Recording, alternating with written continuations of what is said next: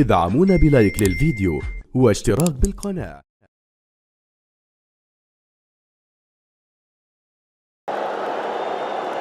شكرا لزميل عزيز محمد خاتم، شكرا للكباتن الاعزاء في الاستوديو وايضا للزملاء الموجودين خلف الكواليس. بسم الله الرحمن الرحيم. سيداتي انساتي سادتي احبائي في كل مكان، السلام عليكم ورحمه الله وبركاته، وطابت اوقاتكم بكل خير. مرحبا بكم معنا من هنا في جده عروس البحر الاحمر، المنطقه الاكثر شغفا بكره القدم في المملكه.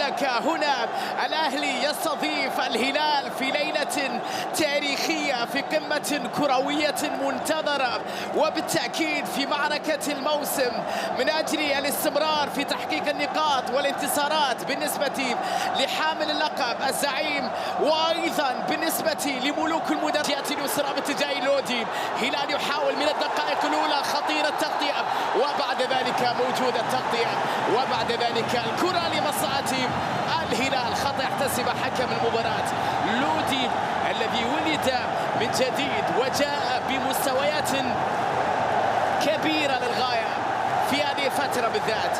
طاقم تحكيم من سلوفينيا في مباراة الليلة. الهلالية بعد تقريبا 5 دقائق حط مالكم بالراس خطيرة، لكن الدفاع كوفيتش سيرجي حط كورة مترو ثم سالم، تدخل ديميرال بروح الرئيس، بينية جميلة خطيرة باتجاه فراس، لكن الدفاع تدخل فيها تسلل. فرانكيسي حط واحدة للبريكان. الدفاع الهلالي السريع الأسمري، جميلة من الأسمري، جميلة للأهلي على الجهة اليمنى خطيرة، وكوبري ميغا مر وميغا.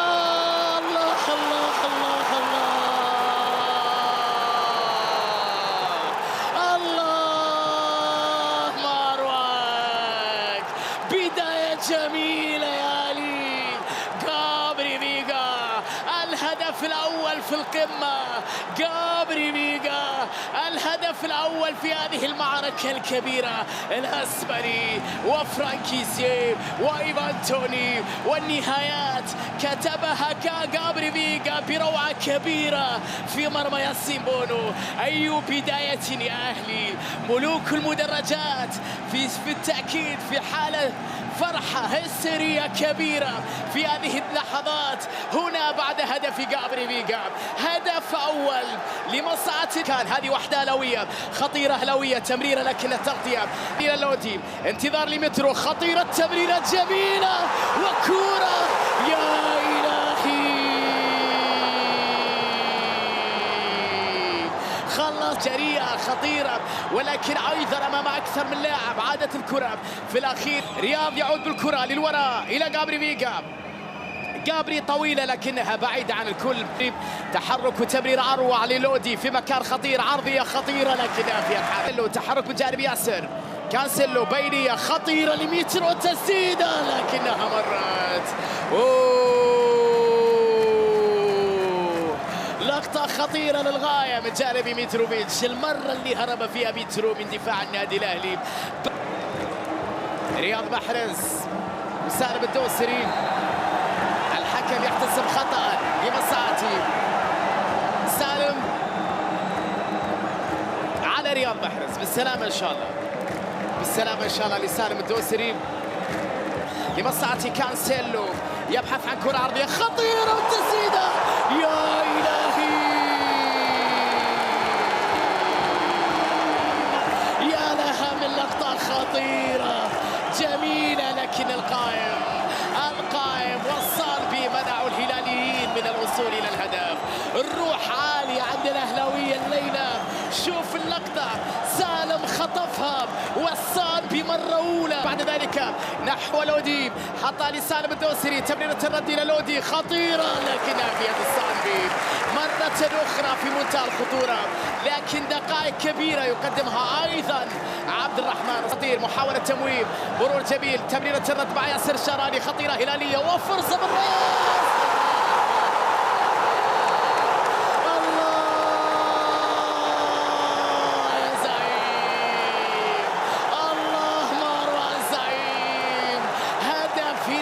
جميل جدا، لقطة هلالية في منتهى الروعة من سيرجي وكانسيلو. يا إلهي يا إلهي، هذا هدف ثاني سجل النادي الأهلي في هذه القمة. إلغاء هذا الهدف بمثابة هدف ثاني سجله النادي الأهلي في هذه القمة بعد أن سجل ميتروفيتش هدفا كان يمكن أن يعيد الهلاليين لغرفة الملابس بعد من الدعم. جابري فيغا وهذا الأسمري خطيرة لوية تسديدة وكرة لكن بونو نيفيز طويلة خطيرة باتجاه ناصر الدوسري داخل منطقة الجزاء أمام أكثر من لاعب، وبالتأكيد سننتظر الفصول العديدة من الإثارة. كيسيه تسديدة لكنها في اتجاه اللاعب بروعة في جهة اليمين، ماجراشي بكرة عرضية خطيرة لكنها في يد بونو. بكرة نحو ناصر بعرضية أخرى لكن الدفاع تدخل وبعد ذلك لا شيء في هذه اللقطة إلى ركنية.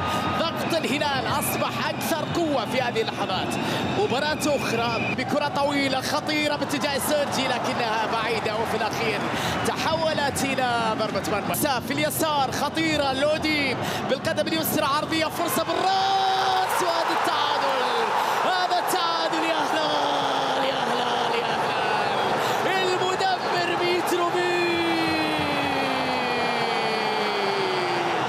مرر كورة واخذ مكان ليعيد المكانة، ليبقي الرقصة، ليبقي الأهداف، ليبقي المتعة، ليبقي الهلال يعودون بهذه القوة.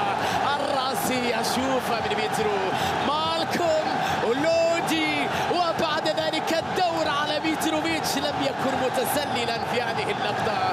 أين أنت يا ديميرال؟ أين أنت يا ديميرال؟ الكورة بروعة سرقها بالتأكيد ميتروفيتش من بين أخرى على تنفيذها.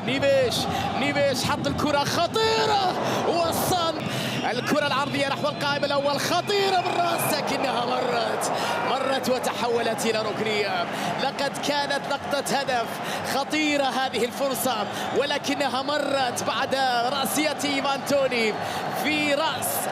انتظار محاولة بكرة عرضية خطيرة لكن بونو بقبضة اليد. بعد ذلك الجمهور الأهلاوي الكبير ولكن الهدوء حتى يتدخل على مرتين تصل إلى كيسيه. خطأ يحتسب حكم المباراة على سيرجي ولمصلحة فرانك كيسيه. خطأ للرئيس حماية الكرة بشكل جيد. مهرب مالكم جهة اليمين، مالكم عرضية بالراس خطيرة تصل إلى سالم سيرجي وكرة يا إلهي عادت إلى مالكم يحاول داخل منطقة الجزاء ثم عند نيفيز هلالية لمالكم والصابي 74 دقيقة لعب في أحداث هذا اللقاء. اندفاع كان هائل قوي من جانب ريان حامد، سدد الكرة مالكم تصدى الحارس وبعد ذلك بعد أن شاهد اللقطة يحتسب ركلة جزاء. نعم ركلة جزاء وبطاقة صفراء هذه المرة لسالم الدوسري. يمكن أن يحدث ميترو الصامبي يتألق يا إلهي. انتظر هنا لأن الحكم سيعيد ركلة الجزاء لأن الصامبي تحرك من مكانه أثناء تنفيذ ركلة الجزاء. هذا القرار بالذات يثير الكثير من الإثارة في هذه الوضعية. ستعود الركلة الجزائية فهل ينفذ؟ هل يتألق الصامبي يحفظ المباراة الأهلي؟ ميترو صامبي مين يا عم؟ إنه مترو عم الكل تهديفيا لا مثيل له داخل منطقة الجزاء، لا مثيل له. مترو خدع صامبي هذه المرة وضعها في مكان لم يتوقع، ربما في المكان المناسب في اللحظة المناسبة للرجل المناسب لإيفان توني. جهة اليمنى اللمسة الأولى تمريرة خطيرة لتوني داخل منطقة الجزاء لكن لوحده كان هنالك أكثر من مدافع. وقبل ذلك احتساب حالة تسلل على كرة لبوبي فيرمينو ينتظر مساندة فيرمينو تسديدة يا الله يا لها من لقطة يا فيرمينو. على تلك الليالي في أنفيلد على القميص الأحمر والأيام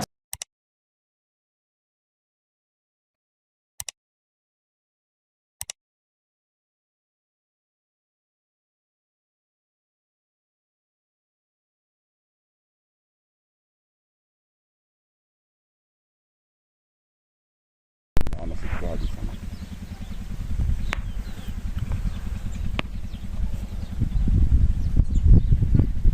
بص عملتها ازاي، بتنكشها كده وتنطقها وتسيبها.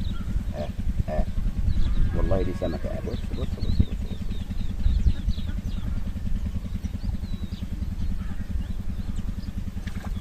خلي يالا خلي يالا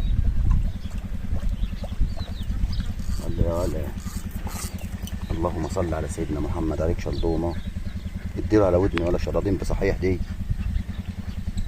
مساء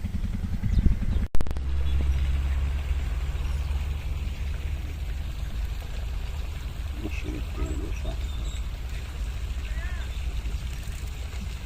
هو كده انت